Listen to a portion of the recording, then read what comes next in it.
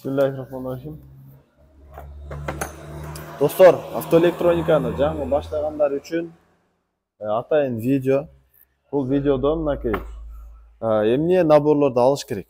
Ошол наборлорду көбү мындай башка наборлорду алып, акчасы бекер кетип атат да.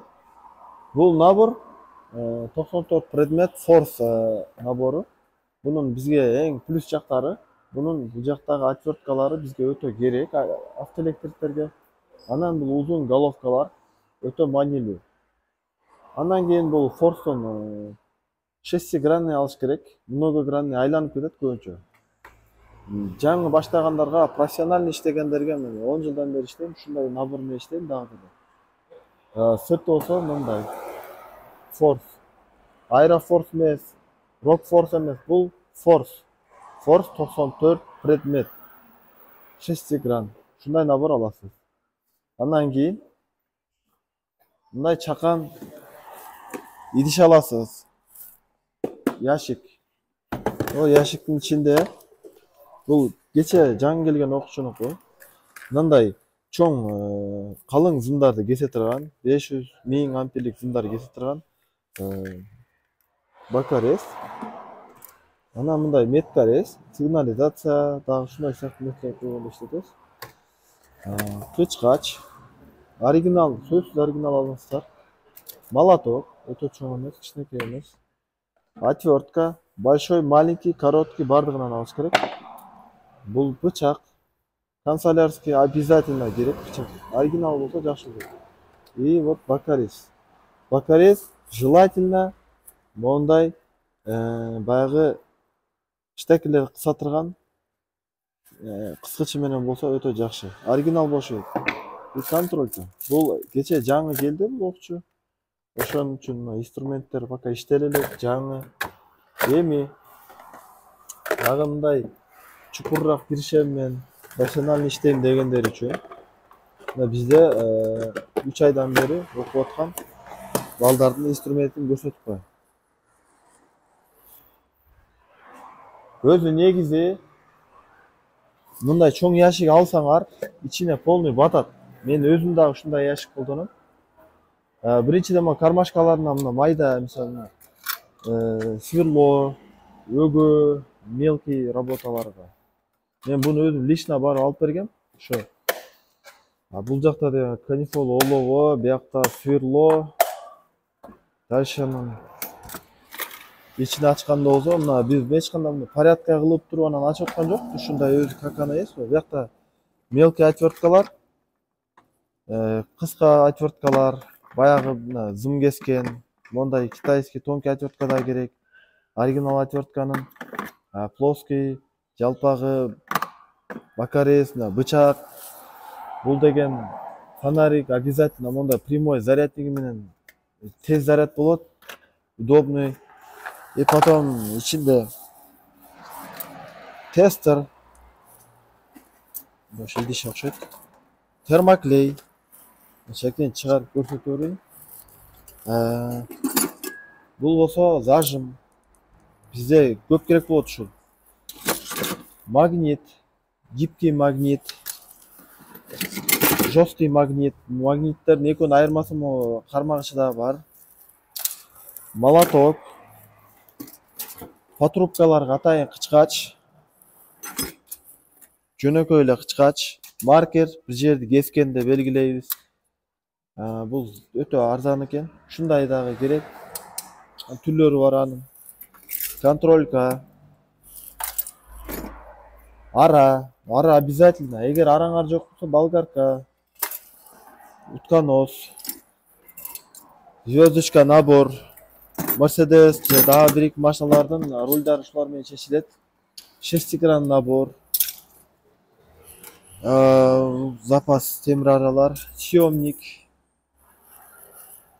Бул деген эме руль чечет. Съемниктер. Кычкач, пинцет, стопорный съемник. Бул болсо перфоратордун огу, бирок биз муну отбойник кылып колдонобуз. Өгө, кичинекей өгө, Анан кийин мондай насадкалар тазалаганы. Ушундай туугандар. Бир баланын 3 айдан бери иштеп атат. Ошол балдардын инструменти ушундай. Биринде этип отуруп топтоп чогултуп атат. Ушундай андан сырткары бул бала азыр ошо диагностика инжекторду да окуп атат. Уже мондайларды алып баштады. Бул набор манометр. Бул Аэрофорс фирманыкы. Эми азыр качество жөнүндө эмес, мен болгон булар манометр бензиндин давлениясын өлчөш үчүн керек. Жаңы эле алып келип азыр баштадым. Диагностика инжекторго өтүп кетти автоэлектриктен. Бул болсо компрессомер. Мотордун компрессиясын өлчөй турган прибор. Анан бул жакта болсо атайын гайковерт.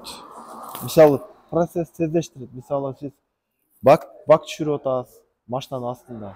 Либо гүлүштү чечип атасыз, мындай ишти тездештирет. Мондай гайковерт обязательно алыш керек. Гайковерт бүт чамадандары мынакей турат. Ушул бир адамдык да бардыгы. Бул болсо шурповерт. Шурповерт. Ошол баланын набору мынакей. 3 айдан бери иштетет. Бүт жоголгон, сынган, зака жеген жери жок. Бул форс. Мен 10 жылдан бери иштетем. Уже мен бул реклама эмес. Мен просто утулуп калбагыла деп атам да. Баасы рынокта баасы 8.000 чамасында турса керек. Бул болсо съемник. Бүт пластмассовый обшивкалар ушу менен чечилет. Бул жакта пистон чыгаргычтары, магнитофон сургучтары полный бар. Ушундай алсаңыздар, ушул негизи долговечный, көпкө чейин иштейт. Өз кейс менен көбүрөөк жүрөт. Андан кийин мондай набор алсаңар, bunday nabor emas, бул дешевый. Бул деген дешевый, мондай набор. Но меники бул деле мисалы дешевый набор, бирок чем мынанга караганда бир аз дурусураак. Негизи бунун оригиналын алсаңар вообще эле жакшы болот өзүңөргөчү. Дальнейшем. Анан мондай накидной набор аласыңар обязательно. Желательно тряпочный насадкасы менен болсо жакшы. Себеби бул деген эртең жумушка эме ишкана ачканда илесиз стенагачы. Мону иле албайсың мисалы. Ошонго лайфташтырып алыш керексиз да бардыгын. Анан кийин фонариктин аз түрлөрү чыгып кеткен да, мондай фонариктер негизи жакшы. Заряд алат, кадимкидей. Ну как профессиональный да, бирок заряд аз кармайт, бирок 2-3 машинаны бүтүргөнгө жетет. Уже өсүп кете бергенден кийин анан уже мондай алып баштайсыздар. Бул уже паян станция. Бул менен микро иштерди кыласыңар да. Мисалы перекидывать этесиңер, эпромдорду, флештерди чыгарып данныйын окуганда мына ушулар менен кетет. Анан кийин ошо мындай ар эметкенде өскөн сайын инструмент кошо бересиз да. Бул өзү негизи газ манометр да. Бирок бензинге биз иштетебиз. Аябай бышык. Мен өзүм ушундай колдоном. Жаңысын деле алып койгом, ал неудобный да, чем бул болсо удобный. Мындай насадкалар жасап алып, ушу менен текшеребиз. Өтө пышык кыскасы.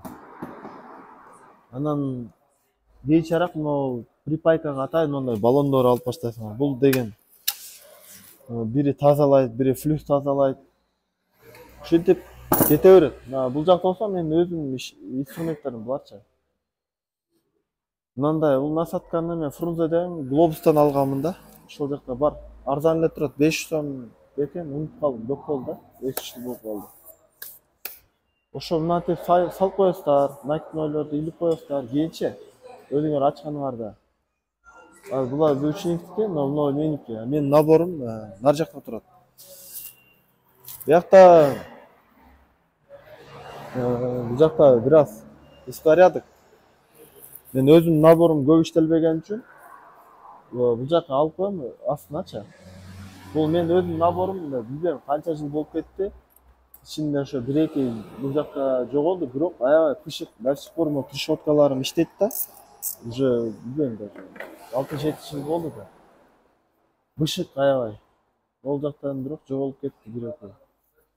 Мен бул качествосуна жакшы да. А бул атайын чамадан алып, но форсунканы запчастарын салып койгонбуз. Могул болсо биз эме текшеребиз, обмоткаларды 220-га. Буну өзүңүз эле жасап аласыз. Анан мынакей мен өзүм көп иштетпейм буларды.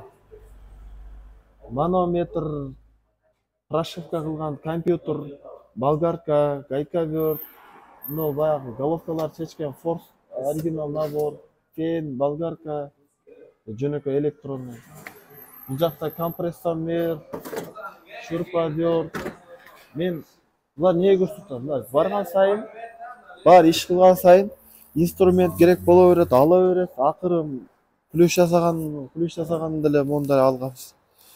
Мону деле ушинтип жасашка туура келген. Мисалы, ар бир нерсени уша кийинчерээк муктаждык жарала берет, жасай берет, ошо менен өсүп кете берет.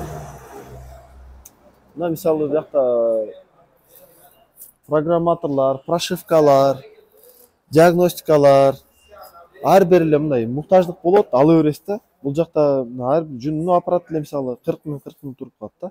Ушинтип пульт жасайт, тиги жасайт деп ушинтип секин алынып кете берет.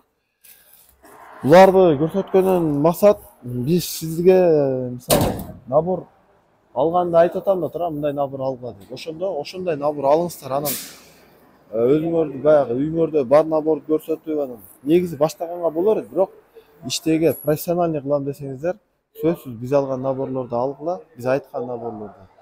Начинающийлерге кандай алыш керек, профессионалдар кандай алыш керек, кийин инжектор эмне алыш керек, биз айтып турабыз.